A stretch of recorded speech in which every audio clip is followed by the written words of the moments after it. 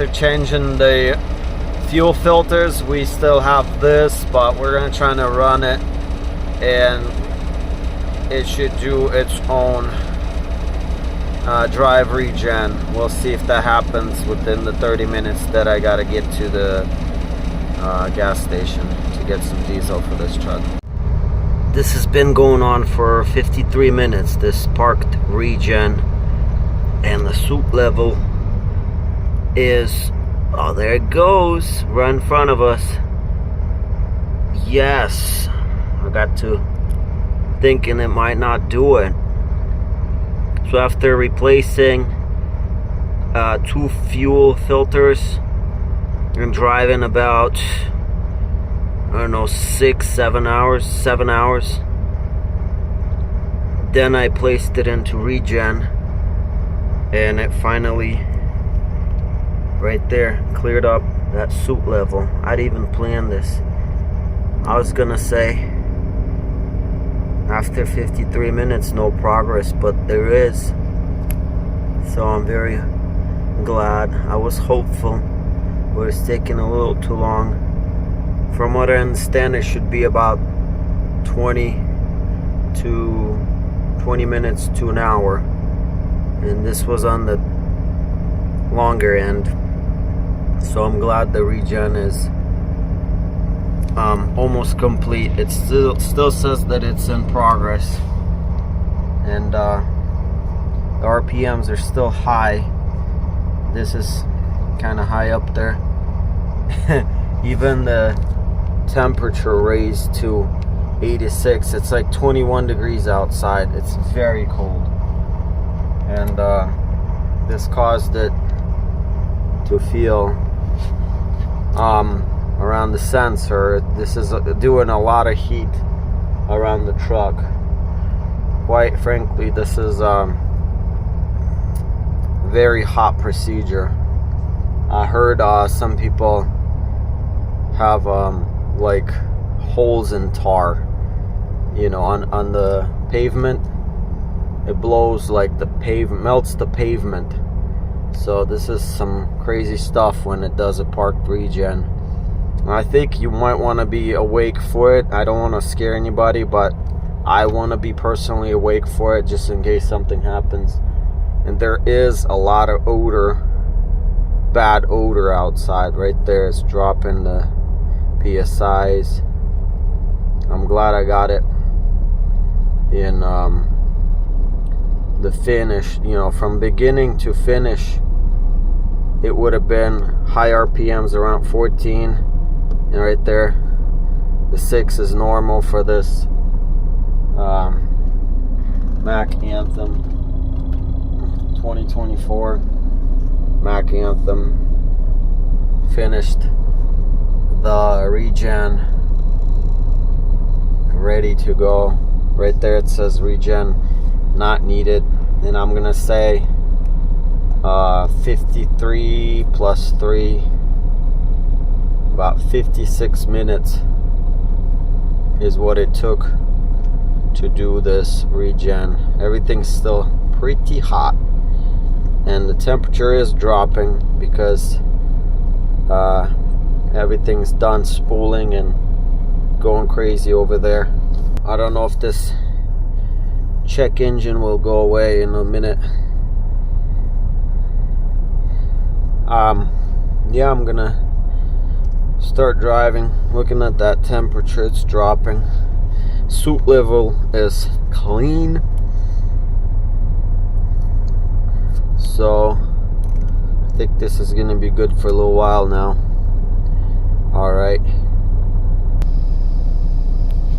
Alright, looks like just this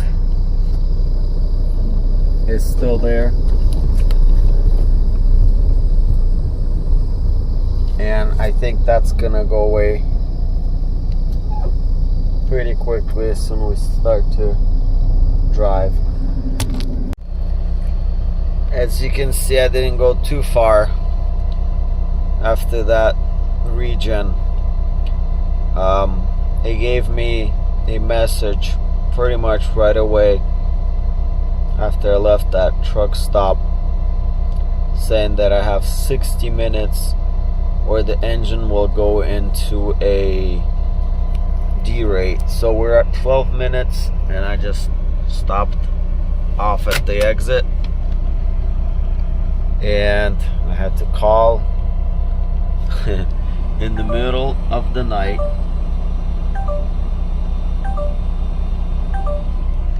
Oh, look at that.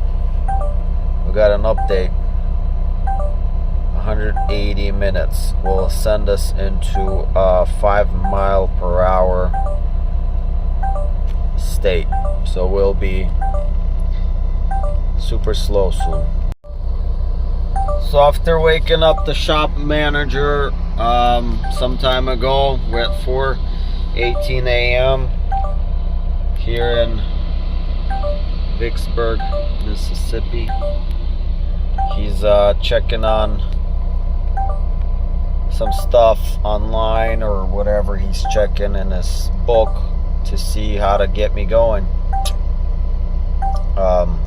when we actually get into the derate, or maybe we'll be fixing this somewheres nearby. I don't know, waiting for that call.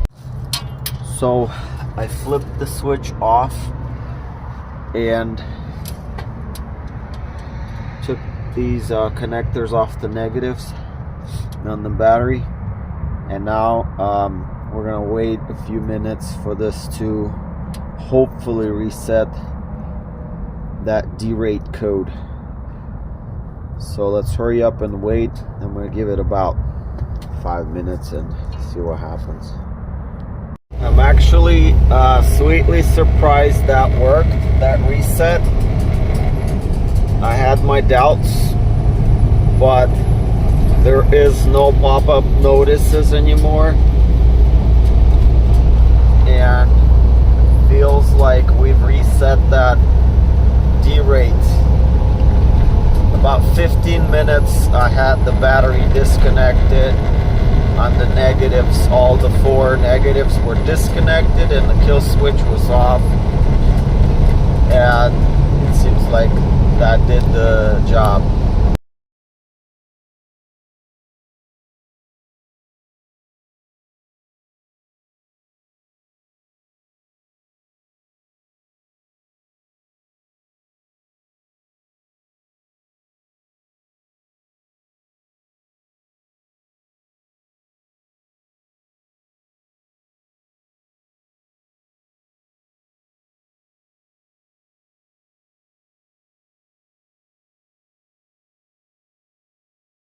So the new one's on. I just have to tighten those Allen wrench bolts.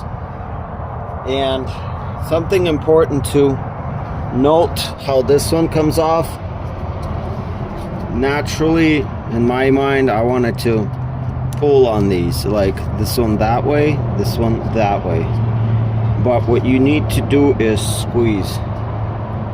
This has to squeeze together, and you can see this ring wants to separate and make a hole bigger inside. And this is the DEF liquid that's inside of there.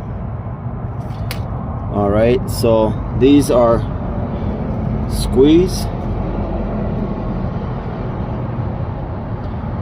on top, and same time squeeze here, and here. Very easy. Just squeeze carefully.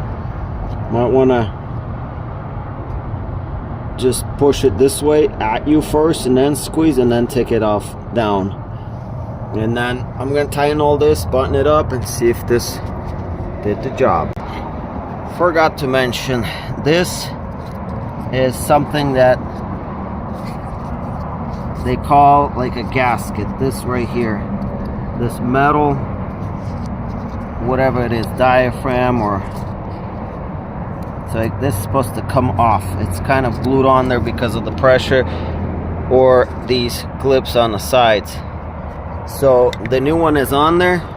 Before you go mashing your Allen bolts in, just go underneath there and check, make sure it's in position before you ruin it. That's what I'm gonna do right now. it's kind of a messy job. I mean, my pants are wet. This one goes on top. That one that I got crimped with a zip tie. I stuck a little bungee cord in there, the rubber bungee. So this one will go here, this one will go on top. So if you take this one off first, which you naturally should or will, you will see that antifreeze will come out of this. That's because that one has the pressure going in and pushing it out of there. So might want to take this one off first and close it. A little bit will come out, and then you'll do this and you won't lose all that antifreeze that I did. Good observation for you. And I might just be able to demonstrate some of this, and that's it right there.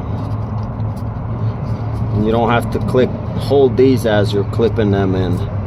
They click nicely in, and I think this one will do the same thing. I'm gonna try to push everything out of here. I don't know if I should, but I think I should. And then click it. No, it won't click. So I'm gonna try to squeeze these and see if that will. Yep. So I squeeze them away, and then there I'd let it go as it's inside. I hope that makes sense. This is the one that has the DEF in it. This is your antifreeze. Now put a zip tie on all of this and put this in. And they had a zip tie. They had a zip tie holding this down to like there. Something like that, with the wire going like this, so that none of this wants to like lose a connection on the go.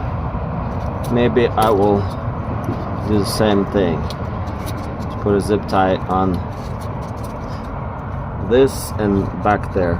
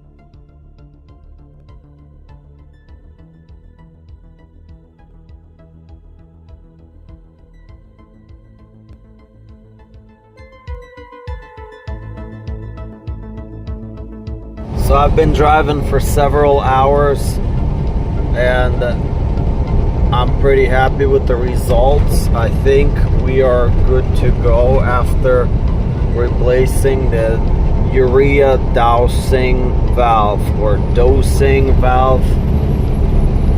I think that's the valve that does the spraying. So no issues. I've been driving for about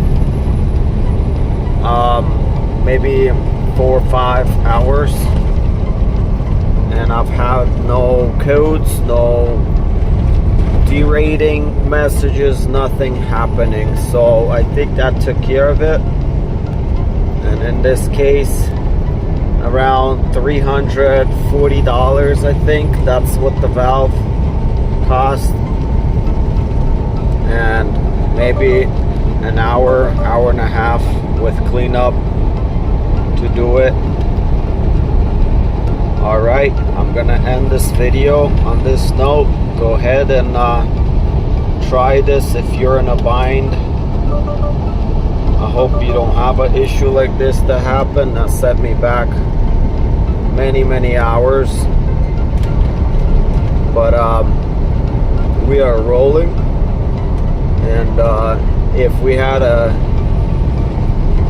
mechanic come out, this would have been a very costly repair, and a lot of time would have been spent to have this done.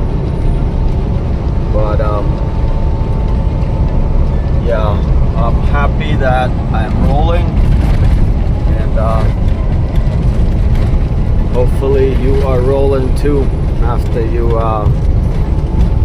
use this as a help to get yourself going.